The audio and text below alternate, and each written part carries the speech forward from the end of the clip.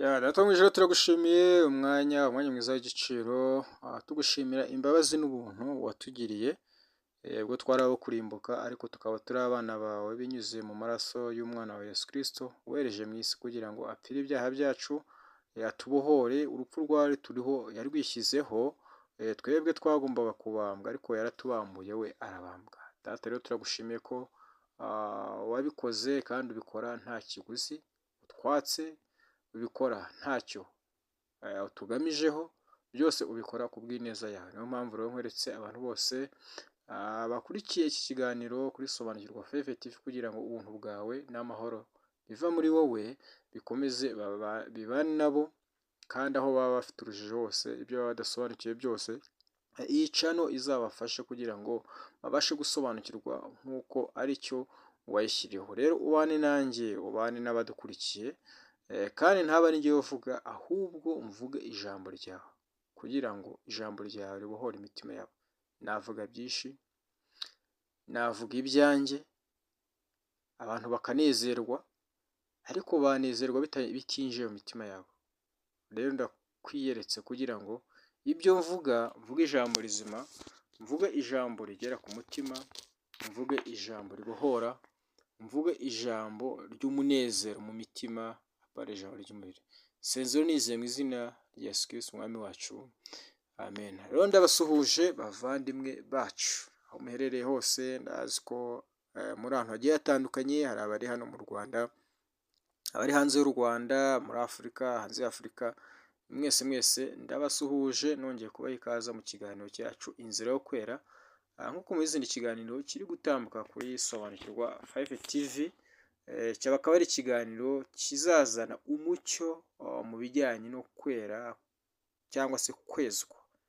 Rero nta kindi twavugira aha ngaha uretse ijambo ribohora, ijambo rizana, rimara inyota, ijambo buri muntu wese aba akeneye kumva kugira ngo abashe kubohoka. Rero ni Tadeyo Ikimana ishaka ubasuhuza, kandi ugiye no kubaganiriza muri iki kiganiro Inzira yo Kwera. Nkaba niringiye ko mukomeje kugubwa neza. Rero ndatinze, murabizi ko byaca bari ukwihuta kugira ngo nyine turase ku ntego y'icyo dushaka kuvuga. Ntabwo ndi buze gutinda, reka ntangirire ku gitabo cy'Abaheburayo. Igitabo cy'Abaheburayo igice cya 10 ku murongo wa 4 haravuga ngo, erega ntibishoboka ko amaraso y'amapfizi n'ay'ihene akuraho ibyaha. Erega ntibishoboka ko amapfizi y'ihene ngo erega ntibishoboka ko amaraso y'amapfizi n'ay'ihene akuraho ibyaha. Twagiye tureba mu biganiro bitandukanye uburyo mu isano rya kera, uburyo ki bajyanaga nyine imfizi, bajyanaga ihene, bakabyica, ayo maraso niyo basigaga ku gicaniro, ku mahembe, andi bakamisha munsi. Ni ukuvuga ngo ibyo byose byagiye bibaho kugira ngo abantu nyine bihane cyangwa se bababarirwe, niyo ngo kubabarirwa kwabo nyine nuko hagombaga gukoreshwa uburyo nk'ubwo ngubwo. Uyu munsi rero tugiye kureba ese koko amaraso y'intama cyangwa se y'ayo matungo yatangwaga, ese yabashaga kweza umuntu mu gihe cyose, cyangwa n'uburyo ki yamwezaga. Rero twakomeje kugenda tureba byinshi, ahantu hatandukanye, dusoma ibyanditswe bigiye bitandukanye, ariko icyo tubasha kubona ni iki? Ni ngo icyo tubasha kubona ni uko mu by'ukuri abantu bakoresheje ubu buryo batigeze babana no kwezwa kw'iteka. Ni ngo uko bakoraga icyaha, ni ukuvuga ngo bajyanaga iki? Hajyanaga igitambo cy'icyaha. Uko acumuye akajyana igitambo, akajyana ihene, imfizi, intungura, akajyana inuma, nk'uko twagiye tubona nyine ku bantu b'abakene, nk'uko ijambo ry'Imana ryagiye bitubwira, nk'uko twabibonye mu biganiro byacu byatambutse. Rero ni ukuvuga ngo iki? Bivuze ngo Twakomeje kwibaza ngo ese amaraso y'intama yezaga, ni ukuvuga ngo yarezaga by'iteka? Yezaga by'iteka ku buryo kabisa iyo umuntu yajyanaga igitambo, akajyana intama, akajyana ihene, nuko bikaba birangira aho ngaho, akavuga ati ni sawa rwose nta kibazo, ubu ngubu ibyaha byanjye by'iteka urabikize. Ese nuko byari bimeze? Nuko abantu bari babayeho byari bimeze gute? Nyamara aha ngaha turimo turareba ngo erega ntibishoboka ko amaraso y'amapfizi n'ay'ihene akuraho ibyaha, kandi ibyo ubwo ni bwo buryo bwakoreshwaga. Rero nubwo ubu buryo bwakoreshejwe, ni ukuvuga ngo bwari bufite impamvu, bwari bufite n'igicucu cy'ibizaza byagombaga kuza, tuzakomeza tukareba. Ariko usanga Satani uburyo yahinduye ibintu, uburyo Satani yizaniye kweza, cyangwa se akabeshya abantu uburyo kibezwa, n'inzira abanyuzamo n'aho abanyuza abashuka, kugira ngo bakore ibihabanye n'iby'Imana ishaka, abarimbure muri Gehinomu. Ni ukuvuga ngo hari utuntu agenda azana, nimusenge amasengesho menshi, Imana ireza ibyaha byanyu, mugende mwivurugute mu mazi, mugende mujye mu isumo y'amazi, amazi abamanukireho, muraza kwezwa. Mugende mujye gusenga, mufate amasengesho y'icyumweru, mufate amasengesho y'ibyumweru bibiri, mwirize ubusa, musenge, muririmbe, hanyuma Imana ibeze. Ibyo byose ndaza kubabwira nti ibyo ngibyo ntabwo ari byo. N'ibyo tubona byakorwaga mu isezerano rya kera, n'ibyo tubona byakorwaga kandi byari byarashyizwe mu mategeko, nabyo Imana yibashyiraho n'abatambyi, Aroni n'abandi babasha gufasha abantu mu buryo bwo kugira ngo bose izo ntama, izo hene, cyangwa se ibyo bimasa, bose Aroni wo murimo yari yarahamagariwe mu turo cyangwa se mu ihema ry'ibonaniro, aho ari wo murimo yari ashinzwe. Ariko bikavuga ko ntibishoboka ko amaraso n'amapfizi y'ihene bikuraho ibyaha. Kubera iki? Imana n'ubundi ku bw'impuhwe zayo yari yabishyizeho kugira ngo ibereke ko bidashoboka, nawe ubwawe ko badashoboye. None nawe wibaze, waba ufite utekereze ku byaha ukora, utekereze ubuzima bwawe, utekereze ibintu ukora. Ku munsi wajyana ihene zingahe? Ku munsi wajyana intama zingahe? Ku munsi wajyana ibimasa bingahe? Ku munsi wajyana intungura, wajyana inuma zingahe ku munsi? Urareba ugacumura, wagenda ugacumura nk'uko bakunda kubivuga, watekereza ugacumura. Rero sinzi amatungo najyana, sinzi amatungo wajyana wowe ku munsi. Rero ibyo byose n'ubundi byajyanywe gutyo, ariko n'ubundi bigashiraho. Usanga abantu barabibuze. None se urumva abantu batarayuraga? None se urumva abantu bari bafite ubushobozi? Urumva abantu bari bafite ubushobozi bwo kuvuga ngo njyewe mfite inka zanjye, buri munsi najya njyana inka. Ese buri munsi ujyanye inka imwe, ese ku munsi wacumura rimwe? Icyo nicyo kintu ugomba kwibaza. Ese ufite intama zingana iki? Ese ku munsi iyo witekerejeho imibereho yawe n'uburyo ubayeho, byagenda bite? Rero urumva ko byari ibintu mu by'ukuri, byari ibintu bihambaye, byari ibintu bitesha ikibazo, byari ibintu abantu batagombaga kumva. Rero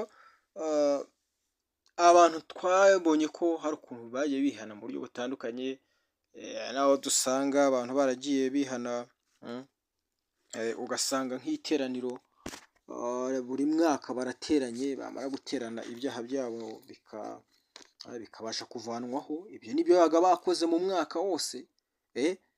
Ni ukuvuga ngo ako kanya uwagombaga gupfa bamaze kumutambira ibitambo, ariko agapfa nta kindi arakora. icyo gihe uko itegeko ryavugaga, uwo muntu yagombaga kujya mu bwami bw'Imana, uwo muntu yagombaga kubona ijuru. Ariko niba bamaze gutambirwa ibitambo by'ibyaha, umwaka ukaba urashize, ugahita bamara kubitamba mu iteraniro, ugakora ikindi ako kanya, ugatekereza kwica umuntu, ugatekereza gusambana, niba wari kuba uri aho ngaho muri iryo teraniro, ni ukuvuga ngo wagomba kugira gute?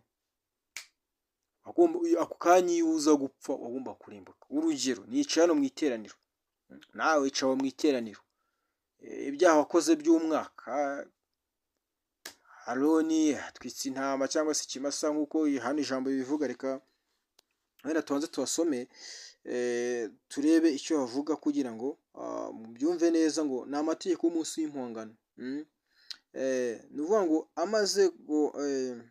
ni ukuvuga ngo aya ngaya byagendaga gute? Ni ukuvuga ngo uko byagendaga aha ngaha, hari igihe abisirayeli nyine babaga bateranye, bari mu iteraniro.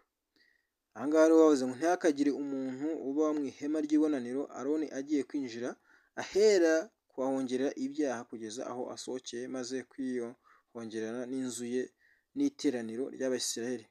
Kandi asohoke ajye ku gicaniro cy'imbere y'Uwiteka, agihongerere, yende ku maraso ya cya kimasa no ku ya hene, ayashyire ku mahembe y'igicaniro impande zose, kandi ayaminjagireho urutoki. Ayo maraso karindwi agihumanure, acyeze, gikurweho guhumana kw'Abisirayeli kwinshi. Urumva, amaze guhongera ahera n'ihema ry'ibonaniro n'igicaniro, amurike ya hene nzima, Aroni arambike ibiganza bye byombi ku ruhanga rw'iyo hene nzima, yature hejuru yayo gukiranirwa kw'Abisirayeli kose n'ibicumuro byabo byose, ibyaha bakoze byose abishyire mu ruhanga rw'iyo hene, ayihe umuntu witeguriye ibyo ngo ayijyane mu butayu. Iyo hene ayijyane atagira abantu, yikoreye gukiranirwa kwabo kose, uwo muntu ayirekurire mu butayu. Ibyaha byaha bakoze by'umwaka wose, habonetse ihene, habonetse umujya kwihonga akayireka kigende yerere mu butayu, izagweyo. Iyo ntabwo yagomba kugaruka, yagomba kugwa iyo ngiyo. Yari ihame itagaruka, yagomba kugwa mu butayu, nuko ibyaha byabo bikaba bivuyeho. Ariko havuyeho ibihese, havuyeho bimwe byakozwe, ntabwo havuyeho ibizakorwa, ntabwo havuyeho ibyo bari buze gukora, nta nubwo havuyeho icyo nkoze nyuma y'uko ya hene ijyanwa hehe?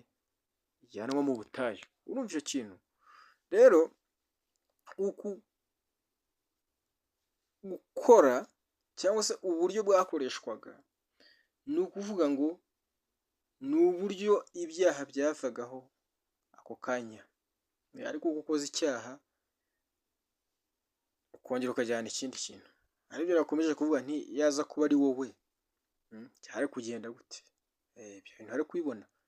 Wari kubikura he? Wari kubigenza ute? Ese wowe urumva mu by'ukuri byari kugukundira?